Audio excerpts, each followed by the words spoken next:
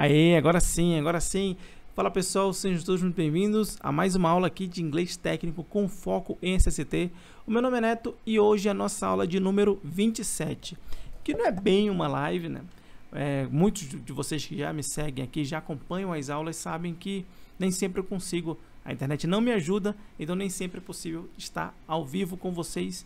Então, essa vai ser uma aula gravada, mas eu tenho certeza que é uma aula muito interessante, um tema muito bacana. Muita gente já pede esse tema já faz tempo, falar um pouco sobre segurança de máquinas e equipamentos. Então, eu resolvi trazer esse tema aqui para vocês. Lembrando que se você ainda não é inscrito aqui no meu canal, se inscreve, clica no botão aqui embaixo de se inscrever para que você receba as notificações quando eu tiver postado novas aulas.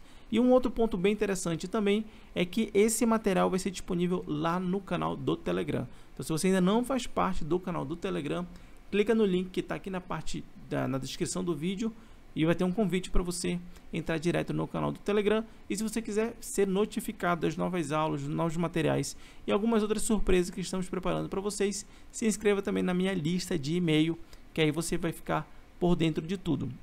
Lembrando também que esse material não vai ficar disponível para sempre. O material de estudo que você vai receber desse conteúdo aqui, ele não fica disponível para sempre. Por quê? Porque ele faz parte da nossa comunidade de inglês técnico, né? Que eu faço parte, eu organizo ela. E todo esse material, junto com mais umas outras aulas, uma série de aulas, na verdade, farão parte da nossa comunidade.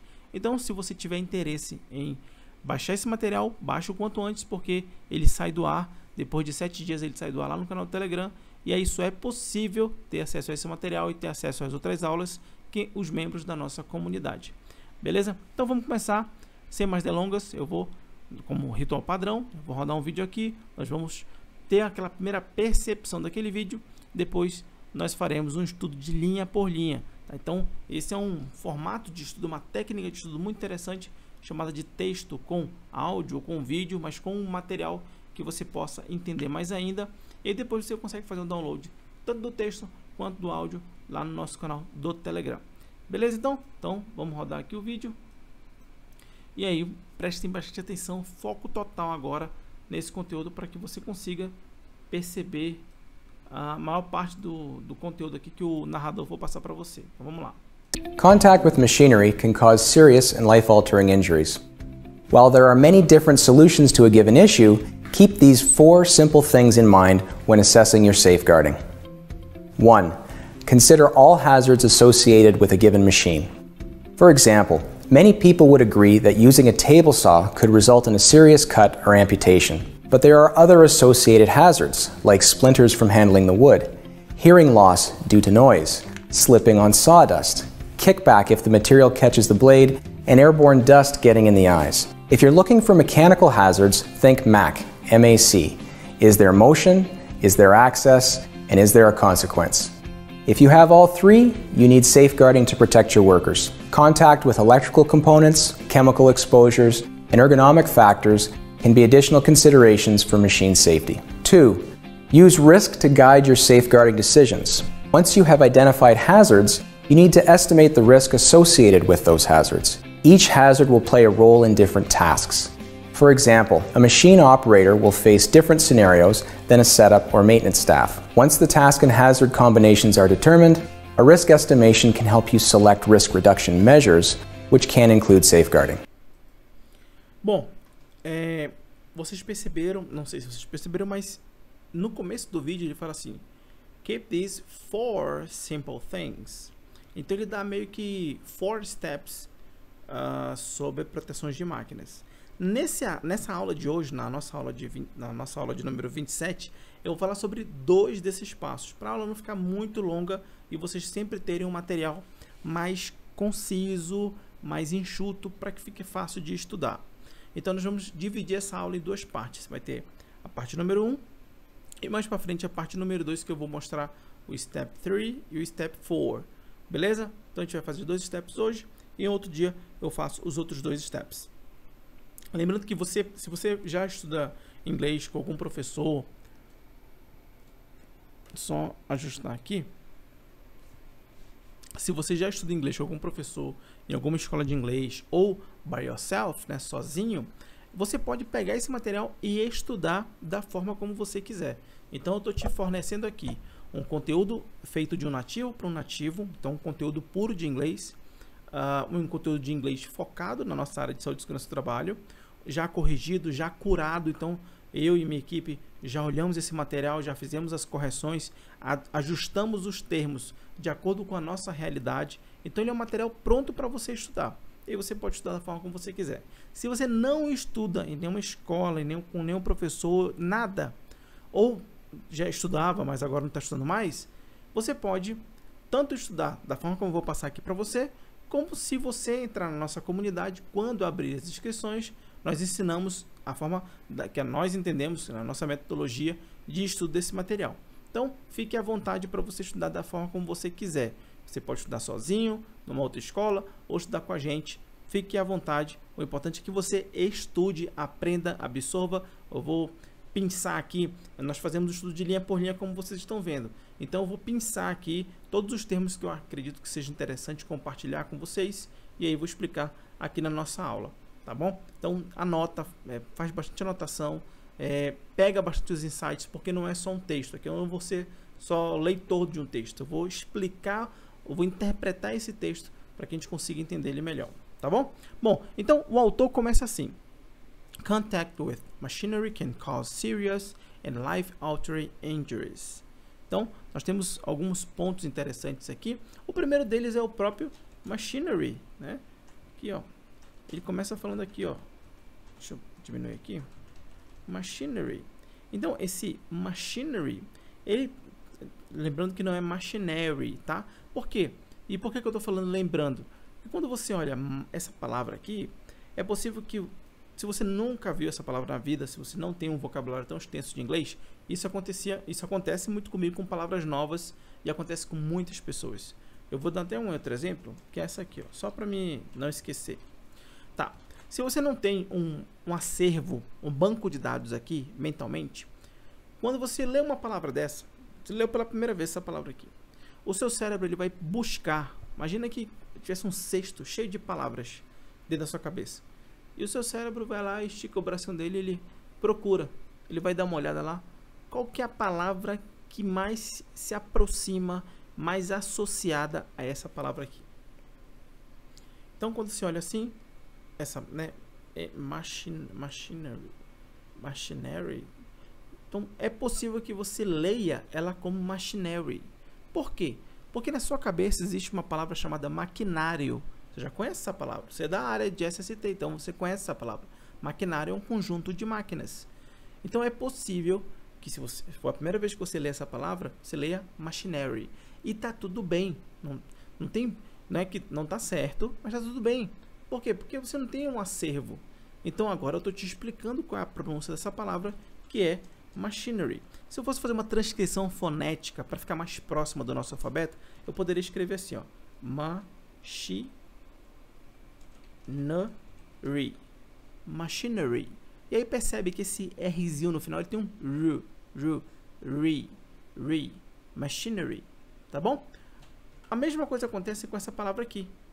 Se você nunca viu essa palavra na vida em inglês, é possível que você pronuncie essa palavra assim, ó, emergency. Por quê? Porque, de novo, o teu cérebro, quando olha essa palavra, ele vai buscar no banco de dados dele qual palavra se assemelha. E qual que é a palavra que se assemelha a essa palavra em inglês? Emergência. Então, quando você for ler, é possível, né? Se for a primeira vez que você lê emergency. E, de novo, tá errado, mas não tem problema. Não se puna por ler. Eu vejo algumas pessoas fazendo chacota, porque, por exemplo, a gente olha uma palavra assim, tem uma outra aqui que é componentes. E aí pode ser que a pessoa fala component, mas não é, né? A pronúncia não é essa, eu vou mostrar depois como é que é. Mas o problema é esse, você não tem referências. A partir do momento que eu te dou uma referência, ou você, por conta própria, ou com algum outro professor, aí sim você consegue entender que não é emergency, é emergency. Então é diferente a sílaba tônica, como no português não é urgência, né? Emergência. Aqui já é emergency, tá bom? Então, só para você entender que existe esses erros comuns na hora de pronunciar uma palavra, E não é que, de novo, não estou passando pano dizendo que está certo falar errado, não. Eu estou falando que está tudo bem errar. Esse é o ponto. Porque uma vez que você entende que está tudo bem errar, você passa mais rápido por cima desse erro. Tá? Se você fica se remoendo porque errou uma palavra ou foi com vergonha, aí é possível que você trave um pouco mais. Entendeu? É só por isso que eu estou trazendo isso aqui para nossa aula. Beleza? Então, o primeiro foi o machinery, que eu já expliquei. Então, machinery pode ser máquinas, um conjunto de máquinas, maquinário. São, vamos dizer assim, são sinônimos, né? Então, um coletivo de máquinas é machinery. Porém, também existe você chamar de machines. Opa.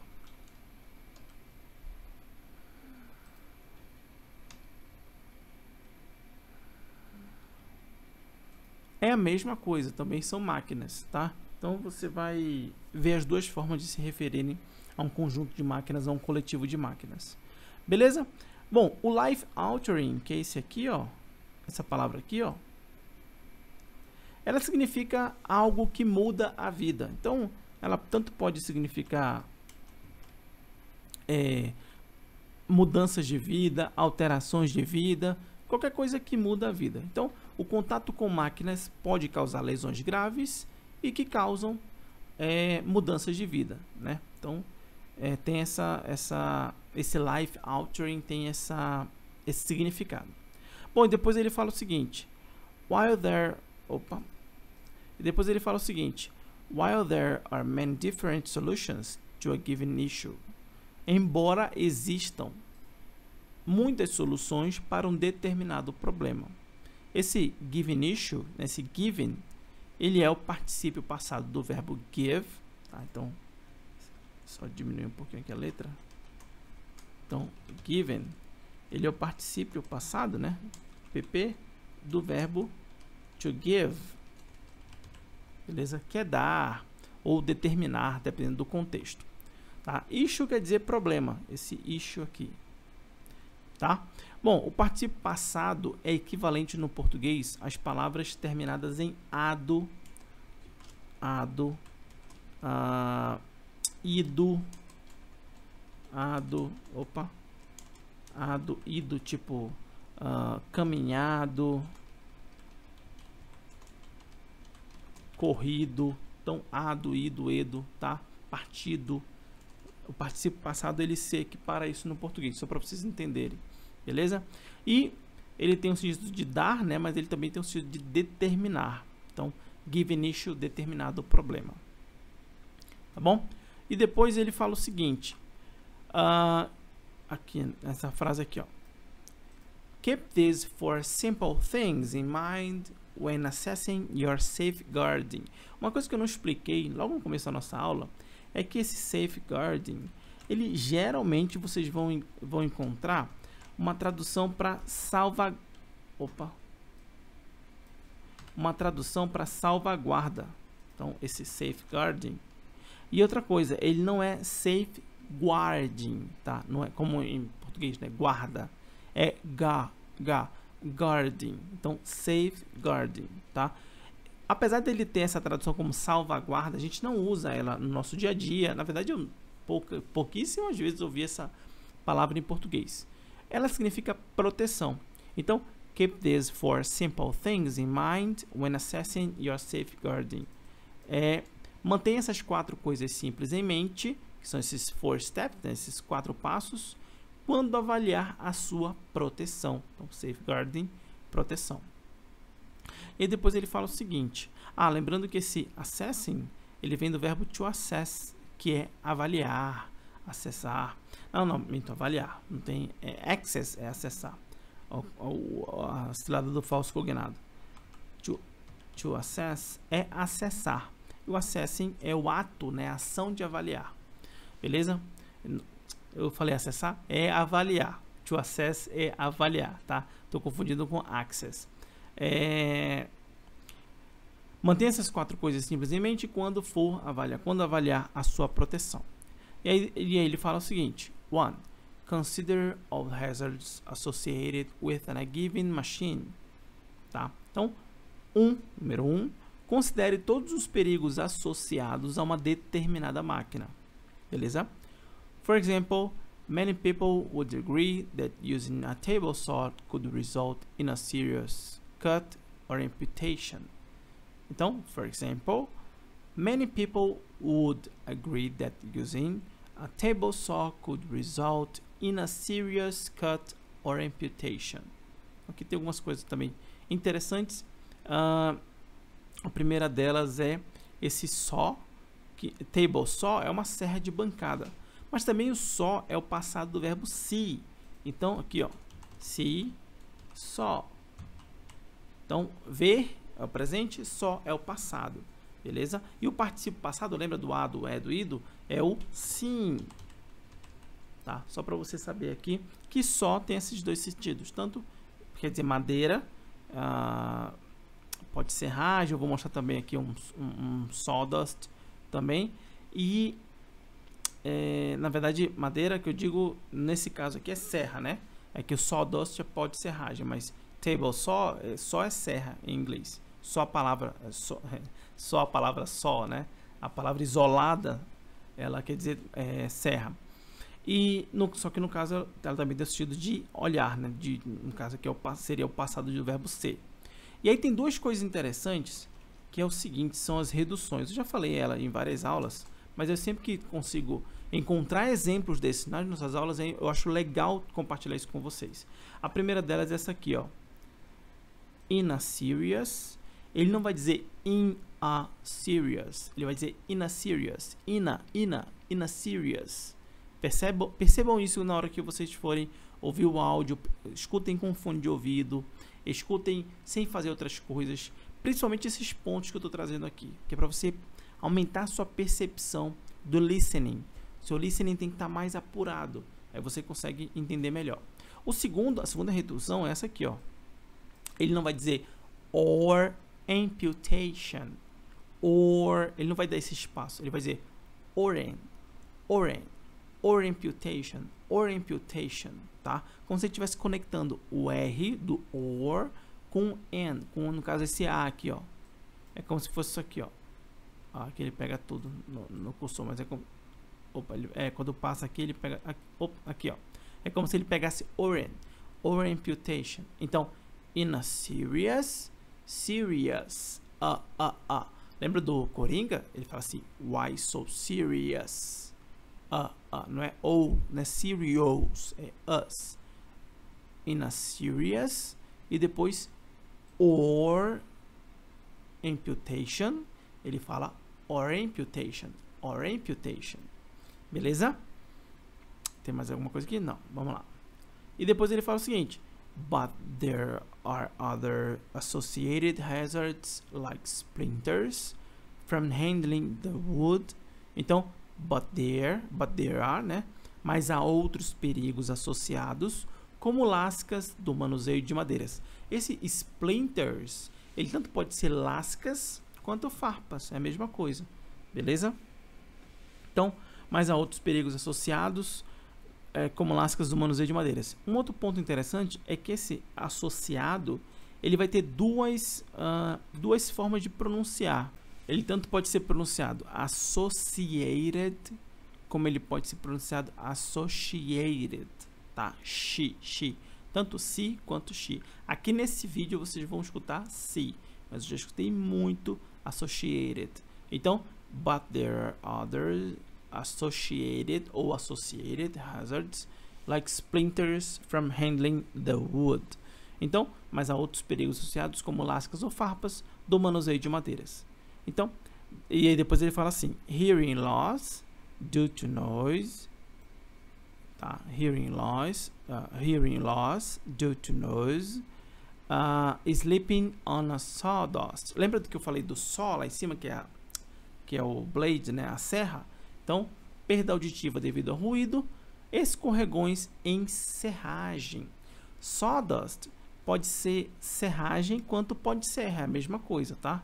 Então, só da serra e dust é poeira. Então, pode ser um ou outro. tanto serragem quanto pó de serra. E depois ele fala o seguinte: kickback if the material catches the blade and airborne dust getting nice. O ricochete, esse kickback, quer dizer algo que bate de volta. Kick é chute, back é trás. Então, portanto, algo que bateu e voltou, um ricochete.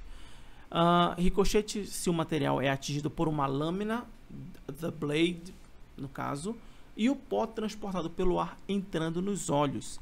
Esse airborne, aqui ó, airborne dust, é a poeira transportada pelo ar. Esse airborne quer dizer algo que foi transportado pelo ar. Getting nice é atingindo os olhos, entrando nos olhos, algo assim. Beleza? Depois ele fala o seguinte: if you're looking for mechanical hazards, think Mac. Acho que é Mac que ele fala. Ou Make, eu não lembro agora. Mac. M-A-C. Se você está procurando por perigos mecânicos, pense Mac. M-A-C. Is there motion? Is there access? And is there consequence? Há um movimento, há o acesso e há uma consequência. E olha que interessante, se você tem um nível um pouquinho mais avançado de inglês, você vai perceber que eu não falei there. Deixa eu ver se está there. Eu não falei there motion. Para mim, fica muito travoso eu tentar falar is there motion. Eu não consigo falar tão fluido, tão rápido. Is there motion? Porque a minha língua está no céu da boca e depois ela tem que fazer o som do there. Então, para mim fica muito mais fácil falar is there motion, is there access, and is there consequence. Eu já falei várias vezes sobre essa parte do som do TH, no caso vozeado, que é esse there, esse som aqui sai da boca. Vozeado ou voiced. Então, esse som do TH, mas o não vozeado também acontece. Mas hora ou outra você vai perceber que você não vai ver nativos falando there, that, those, the. Você vai ver pessoas falando that, those, the, there. Beleza? Ou there. Is there motion? Is there motion? Então ele não fala there. Então, com essa língua tão para fora, assim, tão protuberante, vamos colocar assim, né? Então não tem problema se você falar is there motion? Is there motion? Há um movimento? Is there access? Tá, tem um acesso? Olha do access, eu falei do access lá em cima e agora tem um access. Is there access? Tem um acesso? And is there a consequence? E há uma consequência, né? Se a pessoa pegar lá na parte de movimento. Então esse é o MAC. Beleza? Aqui tranquilo, não tem só ele fala is there, porque esse is there vem do there is motion, né? Nesse caso seria uma afirmação. É uma expressão que equivale ao português com o verbo haver, no sentido de existir. Então, como vocês podem perceber, a ordem é trocada das palavras para fazer perguntas em inglês, tá bom? Então a gente troca a posição do sujeito mais o verbo para verbo mais o sujeito. No caso, o is é o verbo e aqui é o sujeito. Is there motion? Is there é a pergunta. There is seria a afirmação ou a resposta, né? No caso, se a pessoa estivesse falando alguma coisa. Beleza? Como eu falei agora há pouco, é muito mais fácil falar is there do que is there. Is there. Sei lá, pra mim pelo menos fica meio esquisito. Mas se você conseguir falar, não tem problema nenhum, tá bom? Depois ele fala assim: if you have all three, aí ok, né? Three. If you have, porque você não pode falar three e nem free. Então, three. If you have all three, you need safeguarding to protect your workers. Se você tem os três, você precisa de proteção para proteger os seus operários. Tá bom?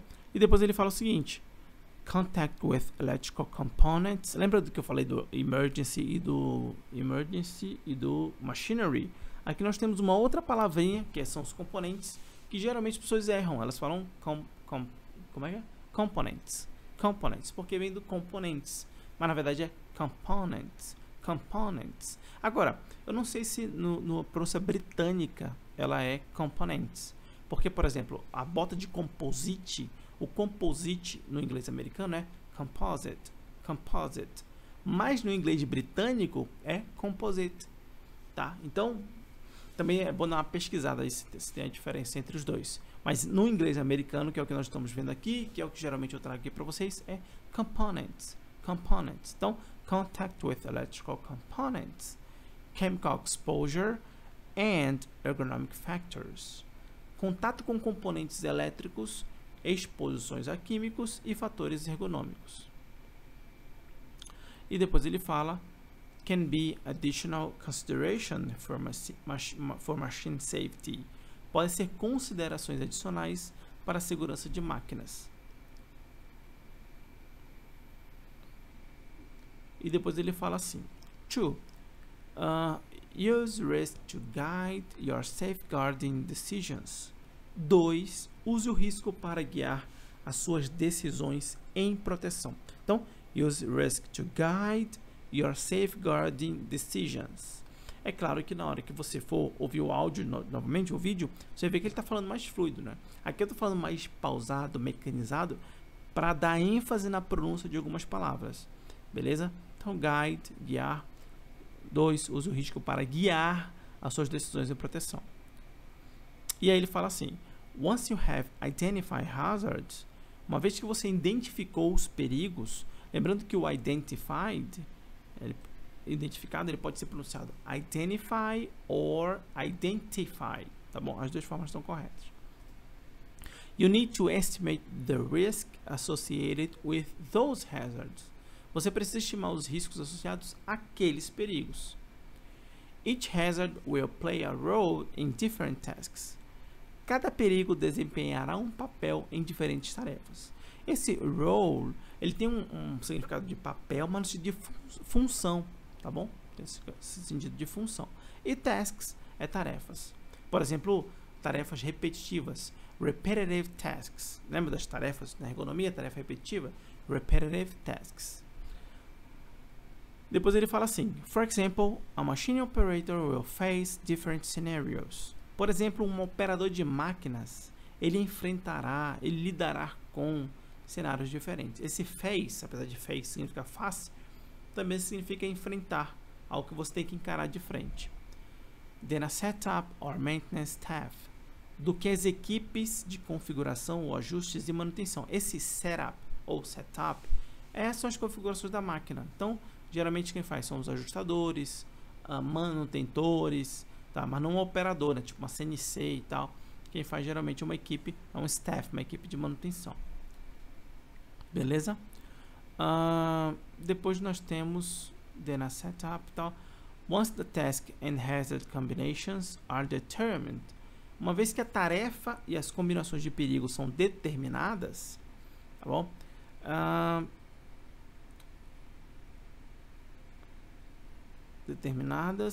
Aí ele finaliza falando o seguinte: a risk estimation can help you select risk reduction measures, which can include safeguarding. Uma estimativa de risco, né, quando você faz a classificação, uma estimativa, pode ajudar você a selecionar medidas de redução de riscos, as quais incluem proteção. E aqui a gente termina de fazer a nossa leitura do texto, e aí nós vamos agora rodar o vídeo novamente e encerraremos a nossa aula. Só executar aqui para vocês. E aí vocês tentem perceber se entenderam melhor a aula, se conseguiu ficar mais fácil, porque aí a gente tem uma percepção melhor depois que a gente faz a leitura do texto. Beleza? Vamos lá. Contact with machinery can cause serious and life-altering injuries. While there are many different solutions to a given issue, keep these 4 simple things in mind when assessing your safeguarding. 1. Consider all hazards associated with a given machine. For example, many people would agree that using a table saw could result in a serious cut or amputation. But there are other associated hazards, like splinters from handling the wood, hearing loss due to noise, slipping on sawdust, kickback if the material catches the blade, and airborne dust getting in the eyes. If you're looking for mechanical hazards, think MAC, M-A-C. Is there motion? Is there access? And is there a consequence? If you have all 3, you need safeguarding to protect your workers. Contact with electrical components, chemical exposures, and ergonomic factors can be additional considerations for machine safety. 2. Use risk to guide your safeguarding decisions. Once you have identified hazards, You need to estimate the risk associated with those hazards. Each hazard will play a role in different tasks. For example, a machine operator will face different scenarios than a setup or maintenance staff. Once the task and hazard combinations are determined, a risk estimation can help you select risk reduction measures, which can include safeguarding. Contact with machine. E aí, pessoal, como é que foi? Me contem aqui nos comentários como é que foi a percepção depois de assistir o vídeo pela segunda vez. Porque nós já fizemos a leitura de linha por linha, então a tendência é que fique cada vez mais fácil. Aí você tem lembra que eu falei da metodologia? Você pode estudar da forma que você quiser, mas é interessante que você faça a leitura do texto, depois escute o áudio, faça a leitura com o áudio, depois só o áudio sem o texto. E aí você vai conseguir entender o quanto que você compreendeu, captou, conseguiu ali pegar na hora que ele falou as estruturas, a pronúncia, as reduções. Então esses estudos são muito interessantes porque você vai adquirindo uma base de listening. Então quanto mais você estuda conteúdos assim, mais você consegue entender conteúdos dos quais você não tem nem acesso. Então seu listening precisa estar bem trabalhado. E essa metodologia que nós utilizamos, a metodologia é muito interessante, ela é muito fácil de estudar. Então você só precisa repetir várias e várias vezes até que você consiga compreender cada vez melhor. Bom, então é isso. A nossa aula acaba por aqui. Se você tiver alguma dúvida, coloca aqui embaixo na parte de comentários. E se você gostou dessa aula, cara, o mínimo que você tem que fazer é curtir esse vídeo e, se possível, compartilhar junto com seus colegas do SESMIT ou da equipe de EHS. Beleza? Então, nos vemos na próxima aula. Um forte abraço e até lá!